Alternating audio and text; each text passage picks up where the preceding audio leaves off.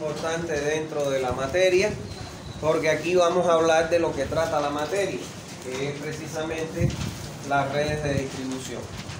El objetivo que tiene esta unidad es que ustedes dominen todos los conceptos básicos a tener en cuenta a la hora de diseñar una red de distribución de agua. Entonces vamos a ver en primer lugar qué se define como red de distribución. Aquí hay un asiento, miren, no sé por qué está tan parado aquí atrás usted, señorita. ¿Qué se define como red de distribución? Bueno, una red de distribución no es más que el conjunto de tuberías, accesorios y otras instalaciones que están destinadas precisamente para llevar el agua a los diferentes usuarios que componen el área de cobertura de la red. ¿Está claro? Todo el conjunto de tuberías, accesorios y otras instalaciones, como pueden ser estaciones elevadoras, como estaciones de bombeo, perdón, pueden ser, vamos a ver, tanques de almacenamiento, etcétera, que componen la red y que su objetivo fundamental es llevar el agua a cada uno de los usuarios del área de cobertura. ¿Cuáles deben ser los requisitos principales que debe reunir una red de distribución? Bueno, los requisitos principales de la red, en primer lugar, es que debe suministrar agua a solicitud inmediata de los usuarios. ¿Qué significa eso? Que si usted se acerca a una de las cooperativas que prestan el servicio en Santa Cruz, va a ir a la oficina de ODECO, Oficina de Defensa del Consumidor, y ahí le va a solicitar que en su lote que ya está, usted va a empezar a construir, que le coloquen una cometida para la distribución de agua en el domicilio, de manera inmediata e instantánea. Usted no ha salido de la cooperativa y ya el departamento de ODECO le está informando al departamento técnico, y el gerente técnico tiene que asignar a aquellos operadores, que serían los plomeros, que van a ir a hacerle la conexión de acometido. No es como, por ejemplo, cuando usted pide a Telecable, a una de las compañías, y ellos le dicen, no, en 48 horas hasta 72 horas yo se lo instalo. No, esto es el requisito, uno de los requisitos que debe reunir un sistema de distribución de agua, es que a solicitud inmediata se le debe entonces colocar el servicio de agua a la población. Ahora bien, este servicio de agua se debe garantizar ¿con qué? Con las cantidades necesarias que te exige la norma para cada usuario, y además con la presión que te recomienda la misma norma que se debe cumplir en el lugar. Ahora, el otro requisito, y este es el que tiende a confundir sobre todo a los directivos de esta empresa, es que se debe garantizar una operación continua. El hecho que te diga que debes garantizar una operación continua, eso no significa que tienes que hacer funcionar, por ejemplo, en Santa Cruz, las 24 horas del día, los 365 días del año, todas las bombas que tenga tu sistema. Esto fue lo que a mí me costó hacerle entender, y nunca le pude hacer entender, y creo que tengo por lo menos bastante facilidad para llegar a las personas, a los directivos de Cospail, cuando yo les decía de que pongamos un tanque en cada usuario, que la cooperativa lo cubra y que le demos agua. Eso nos iba a permitir darle agua un día sí y un día no. Pero ellos decían que no, que por esto tenían que garantizar agua continua todos los días. Entonces yo le decía, usted le va a entregar el agua continua todos los días, solo que usted le va a colocar una sola vez, una vez cada, o sea, en día por medio. Vamos a suponer, hoy miércoles les voy a dar agua por la red y ellos se les va a llenar su tanque. Al otro día yo no le voy a dar agua a ese sector, pero ellos tienen almacenado el agua de consumo de ese día en el tanque. y entonces eso te va a garantizar la operación continua. ¿Qué ventaja tiene eso? En primer lugar, que iban a tener ahorros sustanciales de consumo de energía por bombeo, que es uno de los factores por los cuales se encarece el servicio en Santa Cruz. En segundo lugar, iba a crear una conciencia en las personas de ahorrar agua. ¿Por qué? Porque si tú la tienes en el tanque, le digo por experiencia propia de donde yo vengo y vivía, que daban agua un día sí, un día no, pues entonces cuando yo abría el grifo para lavarme los dientes y lo dejaba abierto, venía mi mamá y mi papá y me decían, cierre el grifo que se va a gastar el agua del tanque y nos vamos a quedar sin agua. Y es mentira. Está el agua que tenías tú ahí en el tanque, pero crea un efecto psicológico que hoy en la actualidad yo me lavo los dientes y cierro el grifo y no lo vuelvo a abrir hasta que voy a enjuagarme o lavar el cepillo. Entonces eso te genera una cultura de ahorro.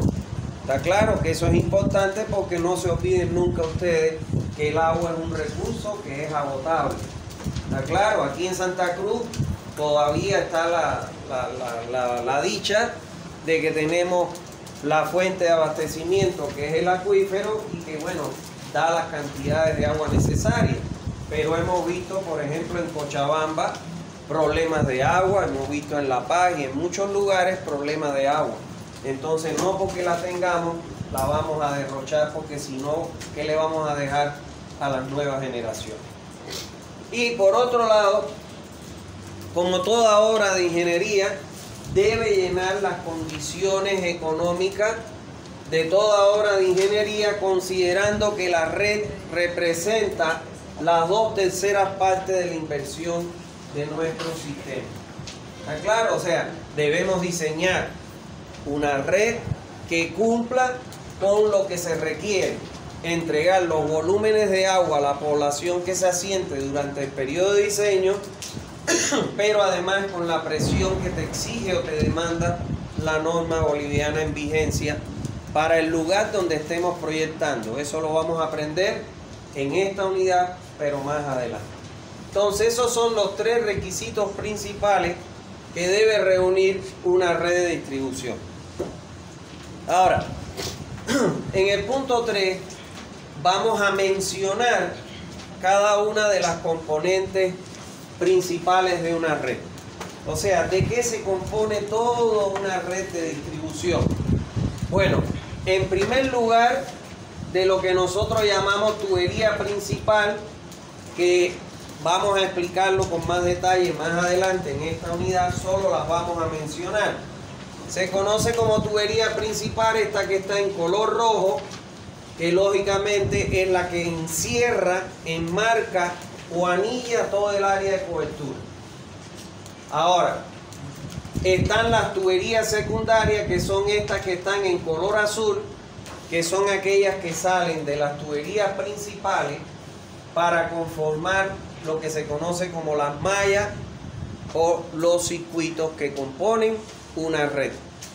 Tenemos también las tuberías distribuidoras, que son aquellas que pasan por todas las calles donde no pasa ni una principal ni una secundaria, por eso se le llaman tuberías de relleno, y desde donde nosotros sacamos las acometidas domiciliarias para cada uno de los usuarios que componen la red que estamos diseñando.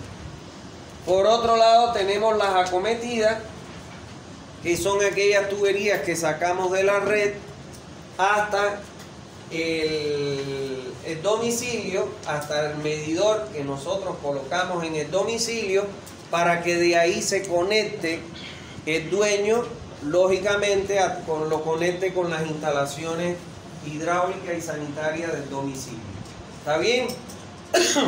Nosotros, los ingenieros sanitarios que nos encargamos del diseño de las redes de distribución, debemos llegar hasta el medidor o el hidrómetro de la acometida domiciliar. Del hidrómetro del medidor hacia adentro, ya eso es responsabilidad del dueño de ese domicilio. ¿Está claro?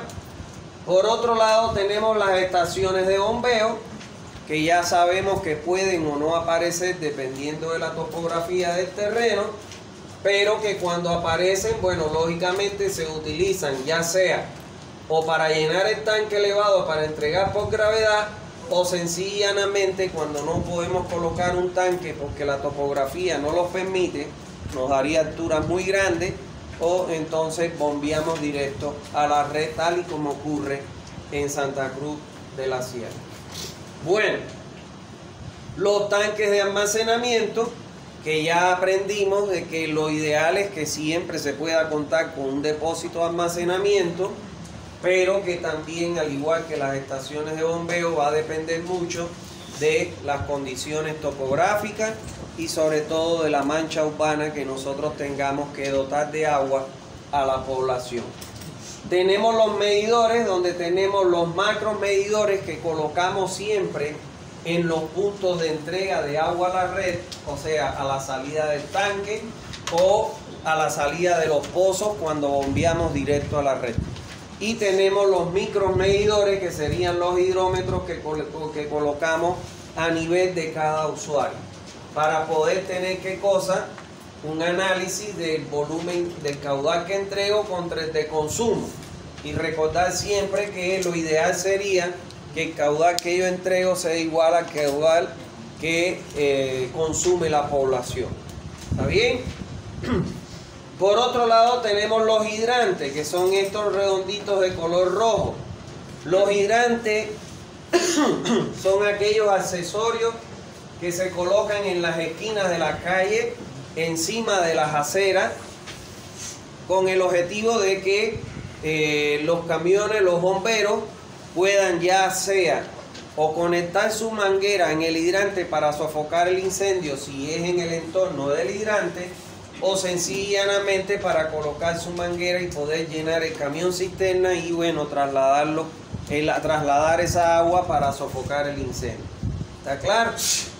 Entonces, por otro lado tenemos todos los accesorios que se utilizan. Miren, aquí es un codo 90 grados, este es una T, este es una cruz, etcétera. O sea, todos los accesorios, reducciones, ampliaciones que normalmente nosotros utilizamos en una red de distribución. Entonces, esos serían todos los componentes que tiene la red propiamente dicha. ¿Está bien? Ahora bien, vamos a ver las formas en que se alimenta una red. Nosotros podemos alimentar una red de dos formas. Una, por bombeo, o sea, cuando la topografía es muy llana, la mancha urbana es muy grande y nos demanda alturas excesivas por encima de los 30 metros de los tanques, entonces nosotros entregamos el agua a la red por bombeo directo, ya sea sacando el agua del acuífero e introduciéndolo de manera directa en la red. Y tenemos la otra forma. Bueno, esta de por bombeo tiene como consecuencia y elemento negativo de que le aumentamos un costo al servicio de agua, que es el costo de energía eléctrica, pero además el costo de mantenimiento de ese equipamiento, de las bombas. Entonces, bueno, es un inconveniente, un elemento negativo. El otro sistema de alimentación es por gravedad. Es cuando nosotros disponemos una diferencia de cota topográfica que nos permite colocar un tanque en el punto más alto del área de cobertura y entregar por gravedad el agua a la red. Esta sería la condición óptima. ¿Por qué? Porque ahí no tendríamos ni consumo de energía y evidentemente ni costos de mantenimiento de equipamiento. ¿Está claro? Ahí lo hacemos por gravedad. No siempre se puede, tal es el caso de donde vivimos, en Santa Cruz, en que la alimentación a la red se realiza por bombeo directo del pozo, porque necesitaríamos alturas de tanque que no se justifican desde el punto de vista técnico o económico. ¿Está bien? Vamos a ver en el punto 5 cómo se clasifican las redes de distribución de acuerdo al flujo.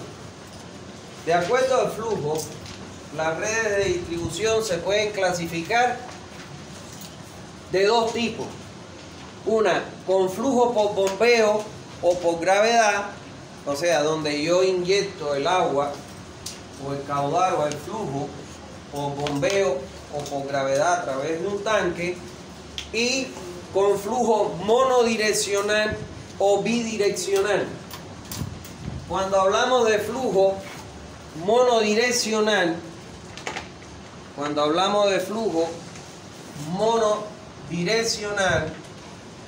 si esta es mi red, es cuando el flujo ingresa a la red en una sola dirección. ¿Está claro? El ingreso de agua a la red es en una sola dirección. Vamos a suponer un tanque elevado y la salida del tanque ingresa a alimentar toda la red. Ahora, el flujo monodireccional en una red es cuando el agua ingresa a la red por más de una dirección. Cuando hablamos de bidireccional, no solo quiere decir que puede ingresar en dos direcciones, puede ingresar en dos o más direcciones.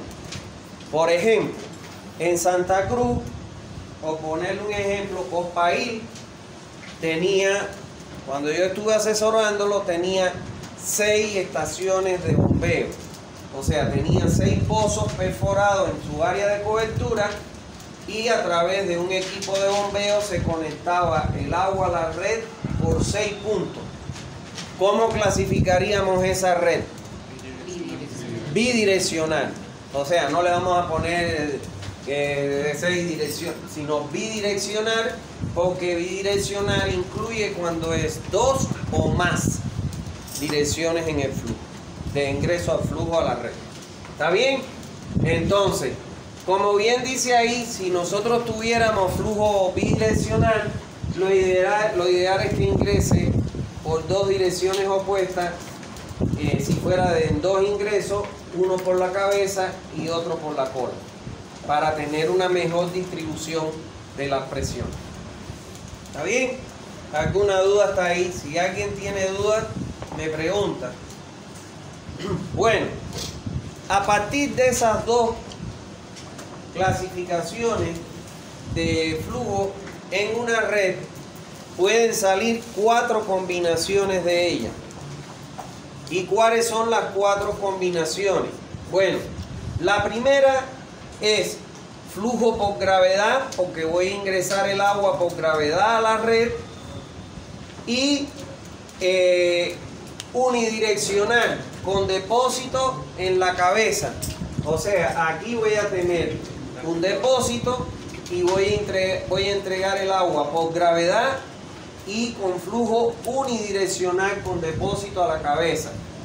Ese es el sistema que usted va a las diferentes comunidades rurales y eso, y es el sistema típico, que tienen un tanque y el tanque ingresa el agua a la red en una sola dirección.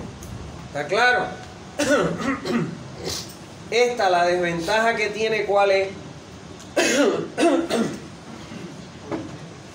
¿Cuál es? Solo es para lugares con topografías que tienen una diferencia de tiempo. Ah, bueno, este caso sí. Este caso que estamos viendo aquí, donde yo tengo qué cosa, que mi topografía, por ejemplo, es el caso típico en los valles. En los valles yo puedo sacar el agua en un cerro, construyo mi tanque y abajo encuentra la población. Entonces ahí tiene flujo por gravedad unidireccional porque entra en una sola dirección. La desventaja que tiene este flujo es que como la presión, el agua ingresa por una sola dirección, en la medida en que me voy alejando del punto de ingreso, que va pasando con la presión, va disminuyendo. ¿Por qué? Porque es mayor la pérdida de carga que voy teniendo en el sistema. Esa es la desventaja de este tipo de clasificación. Ahora, la otra ¿Alguna pregunta? ¿No? La otra clasificación es flujo por gravedad. Fíjense ustedes, ahora bidireccional con depósito en la cabeza y depósito en la cola. O sea, tengo un depósito aquí a la cabeza y un depósito en la cola. Tengo flujo bidireccional por gravedad con depósito a la cabeza y en la cola. Esta es la ideal de todas. O sea, esta sería la perfecta. ¿Por qué? Porque en primer lugar, el flujo lo ingreso por gravedad. No tengo consumo de energía. Pero en segundo lugar, tengo el flujo bidireccional en dos direcciones. ¿Cómo se va a comportar las presiones? Van a tener un comportamiento más uniforme que si fuera en una sola dirección.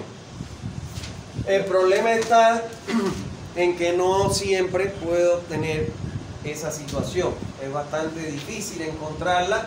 Tiene que ser en zonas montañosas donde pueda estar la población ubicada entre dos cerros y que en ambos cerros pueda yo captar agua de ellos. ¿Está bien? Bueno, la otra clasificación es flujo por bombeo. Fíjense ustedes aquí, directo unidireccional o bombeo directo unidireccional con tanque en la cabeza.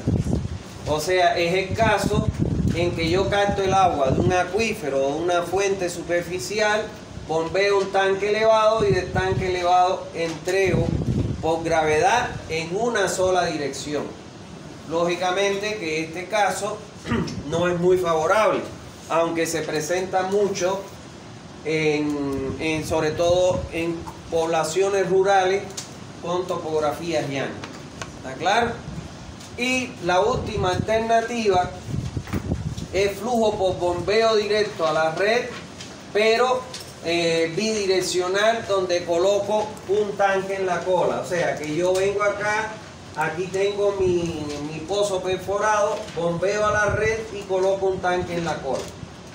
¿Está bien? Entonces, bueno, ese también es de los más favorables, pero nunca como el de flujo por gravedad bidireccional, porque aquí tengo bombeo directo a la red. ¿Está claro? Entonces, esas son las 4 clasificaciones en que yo puedo incorporar el flujo a la red. En Santa Cruz, ¿cómo se clasificaría la red? En primer lugar, flujo por bombeo directo, porque se bombea directo a la red, y bidireccional. ¿Por qué? Porque el agua ingresa en múltiples direcciones. ¿Está claro? Por ejemplo, en el plan 3000, cuando yo le hice su diagnóstico, ellos tenían 21 pozos perforados, 21 estación elevador. O sea, fíjense ustedes que era caro. Y eso es porque nunca hicieron un proyecto para la proyección futura. Bajaba la presión, que crecía la población para acá, bajaba la presión, y entonces ¿qué es lo que hacían? Perforaban un pozo para poner una bomba y aumentar la presión. Con la carga de la bomba aumentar la presión. ¿Está bien? Bueno, estas son las 4 clasificaciones en las que nosotros podemos clasificar la entrega del agua a una red. Vamos a ver en el punto 6 la ventaja del flujo en dos direcciones. Ya ustedes conocen una, que ya yo se las enseñé, que la ventaja que tiene, una de las principales ventajas que tiene el flujo en dos direcciones. O sea, si yo ingreso el agua por una sola dirección, entonces su comportamiento de presión va a ser así, porque en la medida en que me voy alejando del punto donde está ingresando el agua, le tengo que ir restando ¿qué cosa? Las pérdidas de carga. Y como las pérdidas de carga van aumentando en la medida que me alejo del punto inicial, pues entonces la presión va a ir disminuyendo. Ese no es un caso que me puede complicar, porque si, por ejemplo, tengo que calcularlo bien, porque si por ejemplo yo tengo que hacer un crecimiento del área, evidentemente esta condición no me va a permitir porque mi presión va a ir disminuyendo. Ahora, la ventaja que tiene el flujo en dos direcciones es que voy a partir de la presión de la altura del tanque en ambos lados, o de la carga de la bomba y la altura del tanque, y entonces pues lógicamente voy a tener un mejor comportamiento porque la distancia recorrido ya no va a ser la total, sino mirándolo en efectos longitudinales va a ser la mitad de la longitud, porque el flujo llega y la presión por dos puntos diferentes. La otra ventaja que tiene el flujo en dos direcciones es la siguiente. Si yo tengo que el flujo me ingresa por un punto, ¿qué significa eso? Que el caudal de diseño me va a ingresar en una sola dirección, en un punto. Entonces, si yo digo por aquí ingresa el caudal de diseño, vamos a partir de considerar que en este punto donde se bifurcan dos ramales, bueno, pues voy a considerar, si consideramos que la mitad se va para uno y la mitad se va para otro, entonces yo tendría que calcular este tramo de tubería como el caudal de diseño sobre 2 y este otro como el caudal de diseño sobre 2. La mitad del caudal de diseño. Ahora, si el flujo me ingresa en dos direcciones, el caudal de diseño no me va a ingresar por un solo punto. Lo voy a distribuir entre dos puntos. Por ende, por aquí me ingresa el caudal de diseño entre 2 y por aquí me ingresa la otra mitad del caudal de diseño. Cuando yo vengo acá y hago la repartición, por este tramo, ¿cuánto me va a pasar? El caudal de diseño sobre 4 y este caudal de diseño sobre 4. Ahora, ¿qué significa esto que les acabo de explicar? El diámetro para que pase la mitad del caudal de diseño evidentemente va a ser mayor que el diámetro que se requiere para cuando pase el caudal, un cuarto del caudal de diseño.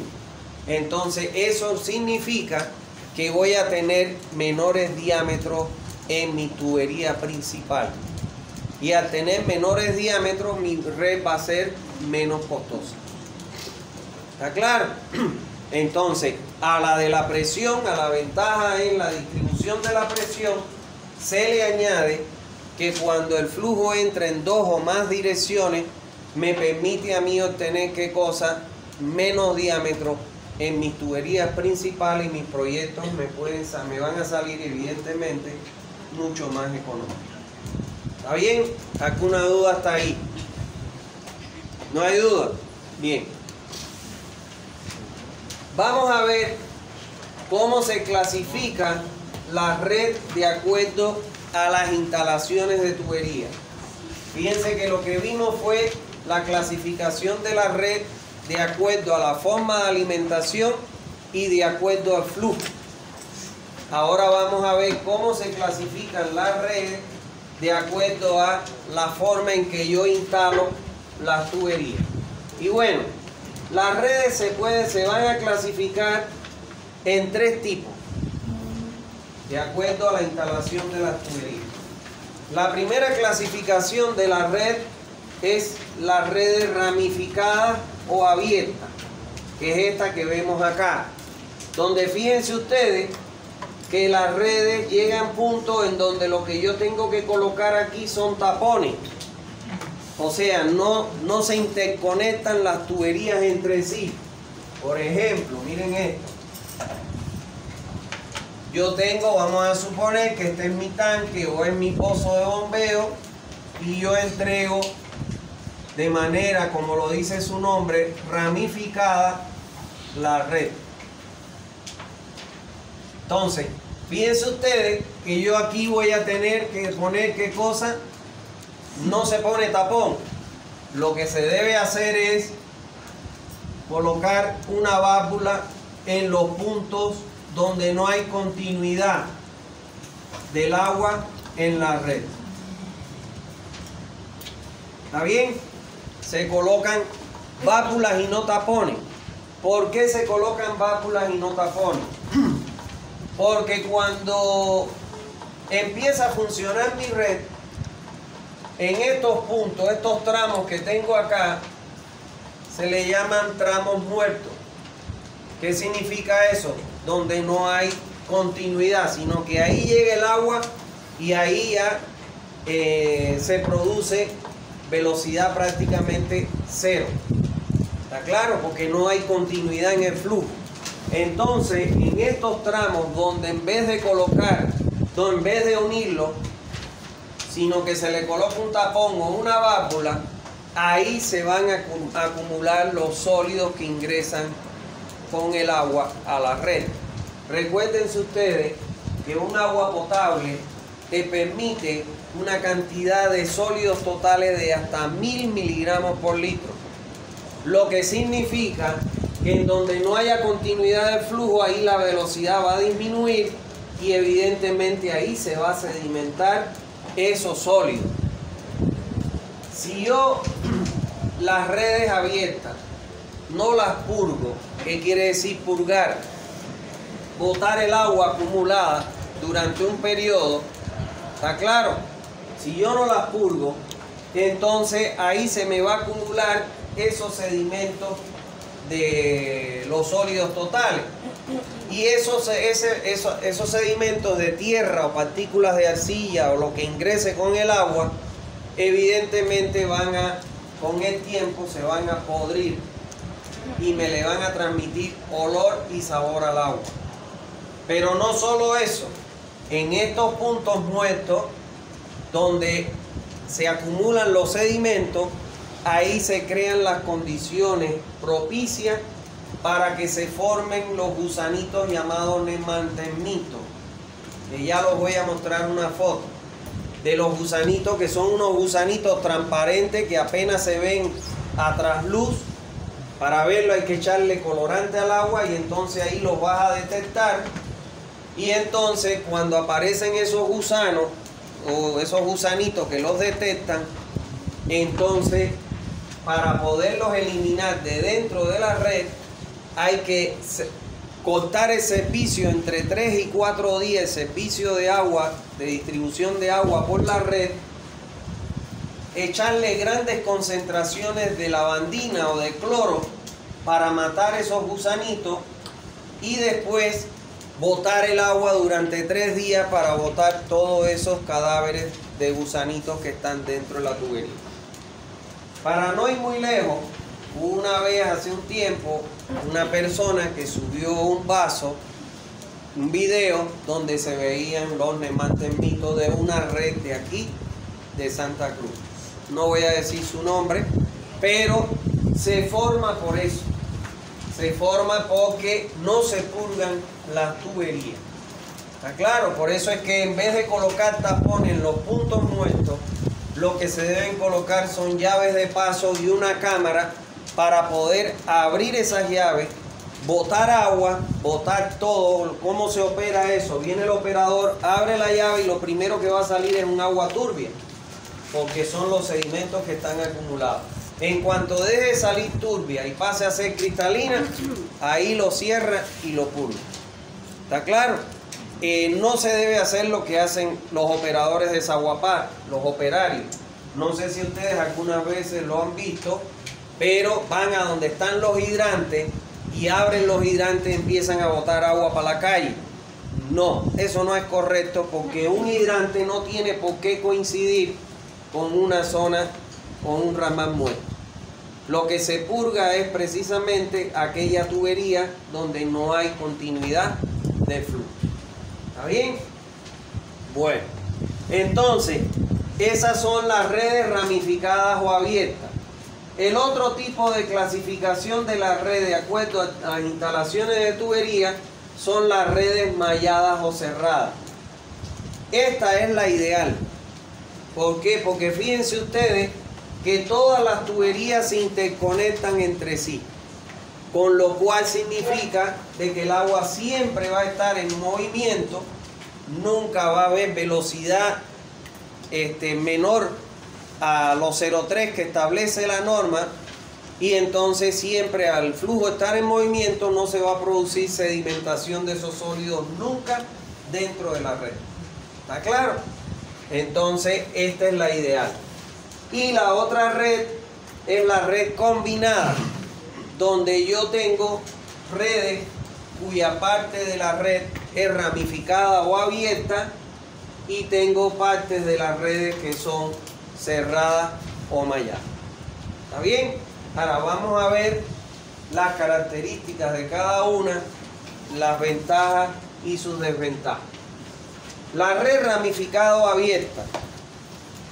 Bueno, la red ramificada o abierta es aquella donde yo voy a tener una tubería principal, que es esta que está en color rojo, de donde van a salir las tuberías secundarias que están en color azul, y a su vez de las secundarias salen las distribuidoras para de ellas sacar las acometidas y entregarle el agua a cada uno de los usuarios de la red.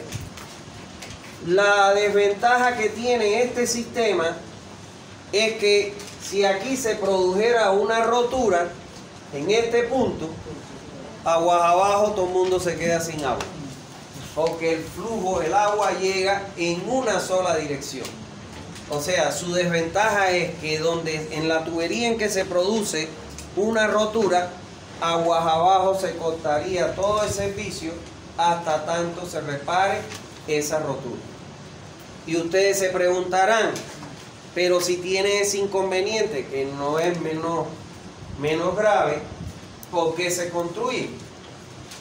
Se construye porque muchas veces, y eso lo vemos acá mucho en Bolivia, cuando usted va a las carreteras que va a viajar, usted se ve los pueblitos que se asientan paralelo a la carretera. Hay veces tiene que recorrer 1 kilómetro, 2 kilómetros, 3 kilómetros, y toda la población está asentada alrededor de la carretera.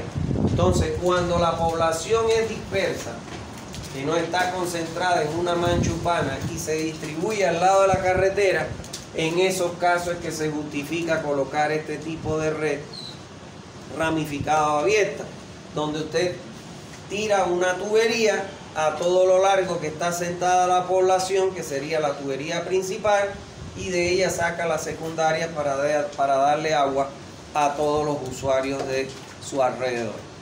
¿Se entendió? No hay duda. ¿Cada cuánto más o menos habría que hacer esto de Purgar las tuberías una vez al mes. Lo que se recomienda es una vez al mes purgar las tuberías. Bueno, ¿alguna otra duda? En esos puntos de purga se le pone una cámara.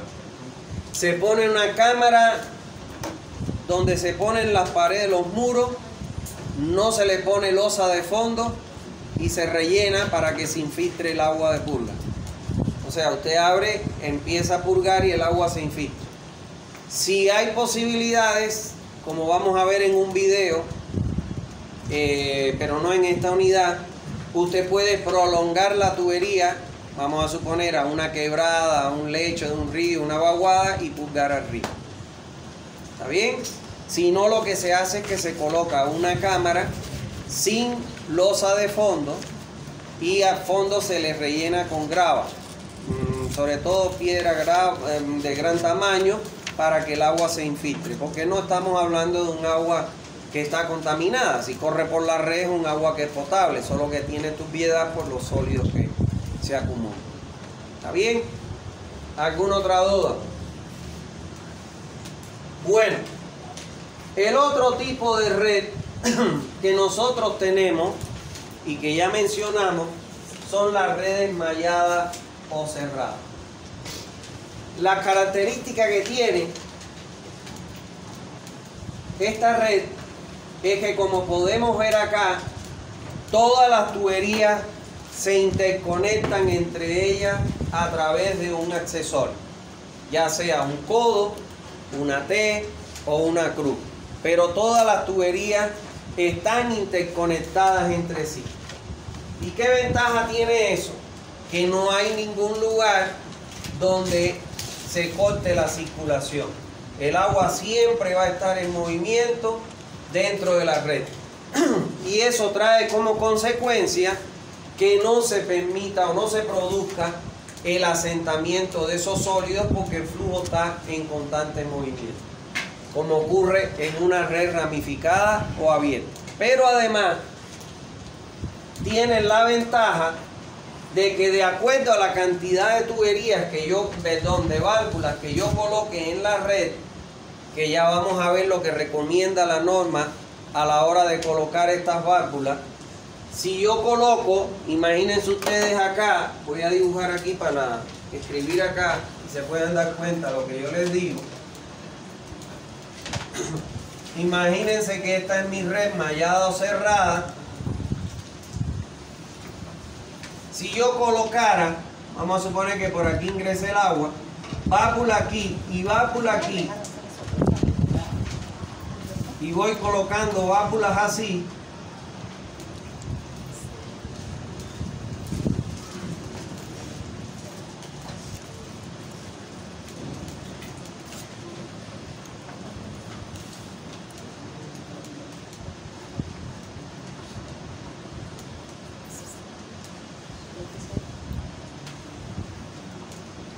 si yo coloco válvulas así, supongamos que aquí se me produce una rotura de la tubería, un reventón o se me zafó una junta, entonces yo cierro esta válvula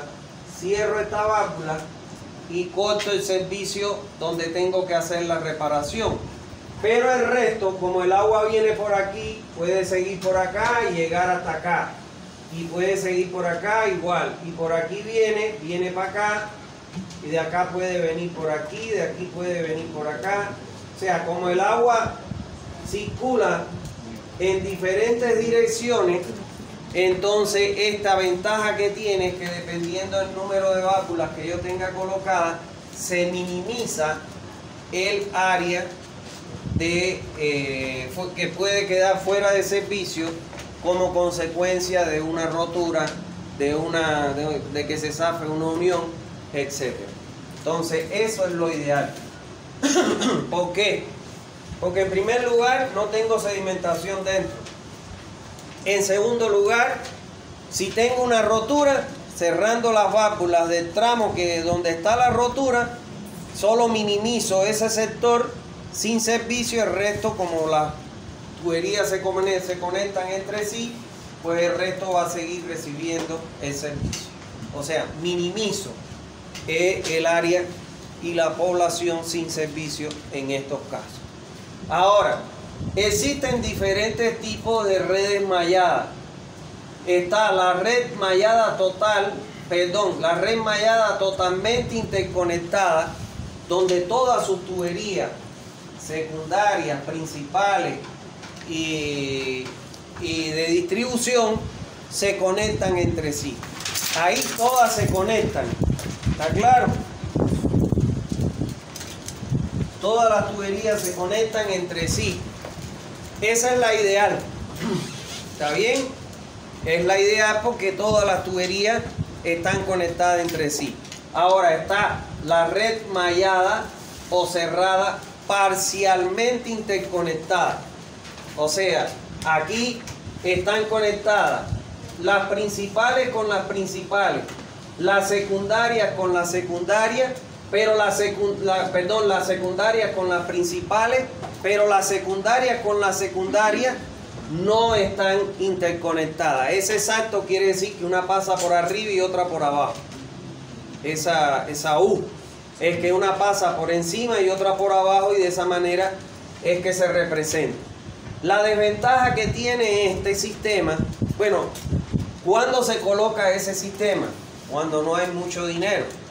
Porque lógicamente conectar todo esto con accesorios, ahí se incrementa el costo de implementación de la red, porque tendrías que comprar todos los accesorios para conectar. Entonces, en lugares donde no hay muchos recursos, pero me permite hacer redes malladas o cerradas, yo puedo utilizar esta variante de parcialmente interconectada. La desventaja con respecto a esta es que ahora yo voy a tener una válvula aquí y otra válvula aquí. Entonces todo este sector que se alimenta de esa tubería se le va a interrumpir. O sea, se incrementa el área o el número de usuarios sin el servicio en caso de rotura o falla de una tubería. ¿Se entendió eso, señores? Ahora, ¿dónde se aplican este tipo de redes? Se aplican normalmente donde la mancha urbana está concentrada en un área determinada. O sea, ya las grandes ciudades como por ejemplo Santa Cruz, Guarne ya está para que sea una red mallada o cerrada, Cotoca. ¿Por qué? Porque la población no está dispersa, sino la población se va agrupando en una mancha urbana y ahí es que se colocan este tipo de red mallada o cerrada. Para que ustedes tengan una idea, cuando yo estuve en Copaír asesorándolo, les puedo decir algo: no hay red en Santa Cruz que sea mallada o cerrada, de ninguna de las cooperativas. Son redes combinadas las que tienen la gran mayoría de las cooperativas. Y miren, cuando yo estuve trabajando, asesorando en Copaír, supongamos que esta es la red, y entonces aquí habían tramos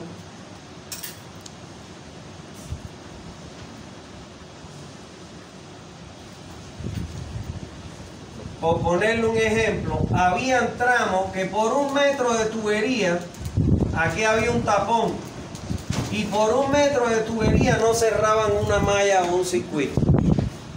Por 1 metro de tubería.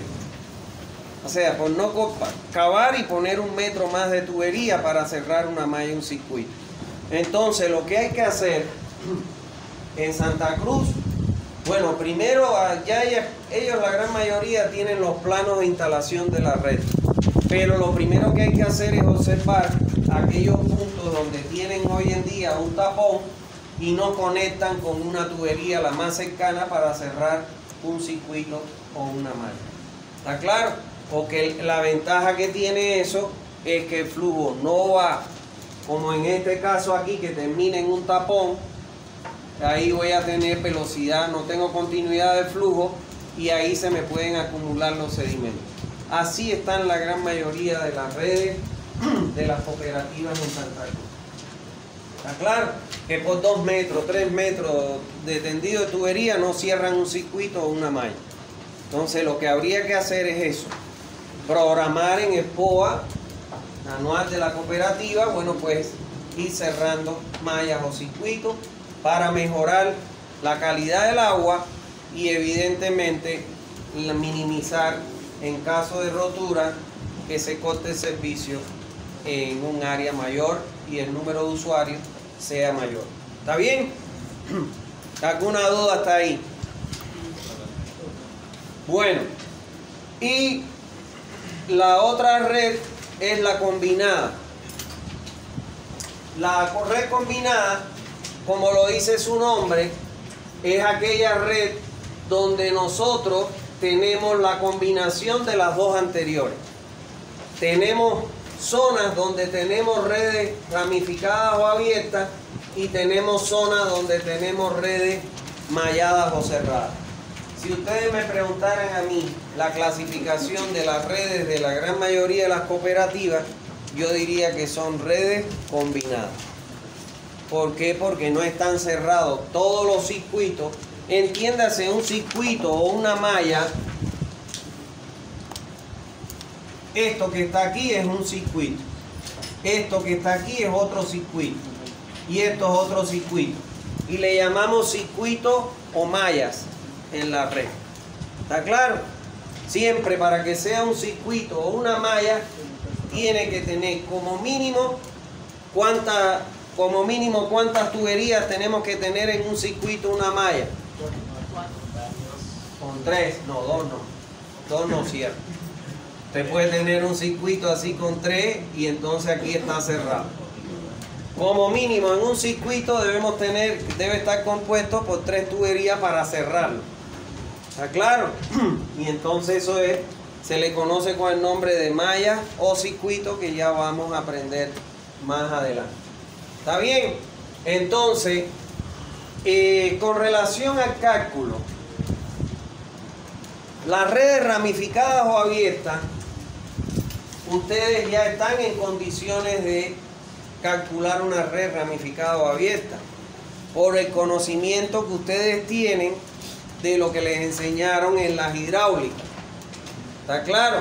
Aquí, en una red ramificada o abierta, según el diámetro, si el diámetro es mayor o igual a 2 pulgadas, ustedes lo que tendrían que calcular, ¿qué cosa es? Las pérdidas de carga que se producen en los diferentes tramos aplicando la ecuación de Hazen-Williams. ¿Está claro? Podrían aplicar Weibach-Darcy, pero el problema de la Weibach-Darcy es el factor F, que es un factor que está en función de la relación entre el número de reinos y la rugosidad relativa entre D. Y el problema está en que qué valor de rugosidad relativa tú le vas a dar a la tubería. Entonces ahí se cometen muchos errores y puede ser que el valor de F te pueda distorsionar el cálculo como tal. Para eso Hazen y Williams crearon una fórmula donde usted ingresa con el valor de la C de Hazen-Williams. Y el valor de la C de Hazen-Williams depende de quién, del material de la tubería y la edad de la tubería. ¿Está claro? Entonces usted calcularía, por ejemplo, en este tramo, si usted quiere saber la presión que tiene en este nodo, usted a la altura que tiene el tanque, con respecto a esta altura, le resta la altura inicial menos la altura final menos inicial y le resta las pérdidas de carga que hay aquí calculadas por Hazen-Williams y eso le va a dar la presión que tiene en este punto. Si tiene válvulas o accesorios intermedios, aquí hay que sumarle a las pérdidas longitudinales o por fricción las pérdidas para cada uno de esos accesorios. O sea que ustedes están en condiciones de calcular una red. Le falta nada más un ligero conocimiento que yo se los voy a enseñar acá. En el caso de las redes malladas, a diferencia de la anterior, ya en estos casos lo que se aplica es otros métodos, como es el método de Hardy-Cross que ustedes ya les dieron, ¿no? Que bueno, cuando llegue la clase de explicar qué cosa es el método de Hardy-Cross, lo voy a dar por dado porque ya ustedes lo conocen, ¿no? Bueno, pueden utilizar el método más rudimentario, que es el método de Hardy-Cross, que ese es el que se le va a dar en clase. ¿Por qué se les va a dar el método de Hardy-Cross en clase? Porque el método de Newton-Raphson, que es el método que utilizan todos los grandes software que ustedes algún día van a enfrentar, ese método de Newton-Raphson necesita, para que ustedes lo puedan entender, de haber recibido en las matemáticas que le dieron básicas acá en la universidad el diseño de los elementos finitos. Y a ustedes no o las diferencias finitas, y a ustedes no les enseñan eso. Por eso es que su pensum no contempla la aplicación del método de Newton-Raphson. ¿Está claro? Y se le enseña el método de Hardy-Cross, que es el más simple de todos. ¿Está bien? Entonces, en estos casos se aplican el método de Newton-Raphson o el método de Hardy-Cross, y con la diferencia del caso anterior de las redes ramificadas o abiertas, que en las redes malladas o cerradas solo se consideran las pérdidas longitudinales, porque las pérdidas por accesorio se desprecian, no se toman en cuenta en el cálculo. ¿Está bien? Entonces ese es el método que se utiliza. Y el método que se utiliza acá es la combinación de ambos métodos, de lo que ustedes saben ya, y los métodos. Normalmente los métodos de Newton-Raphson ya te calculan este tipo de red, usted le da la información y no importa que sea ramificado o abierta, este realiza ese cálculo. ¿Está bien? Entonces nosotros vamos a aprender el método de Newton-Raphson y yo les voy a explicar cómo calcular para redes ramificadas o abiertas. ¿Está bien? Con el conocimiento que ya ustedes tienen. ¿Alguna duda hasta ahí? No se pierdan esta unidad porque es fundamental. De verdad se los pido por su vida profesional. ¿Está claro? Bueno, si no hay más dudas, les deseo una feliz tarde noche. Vamos a dejarlo ahí.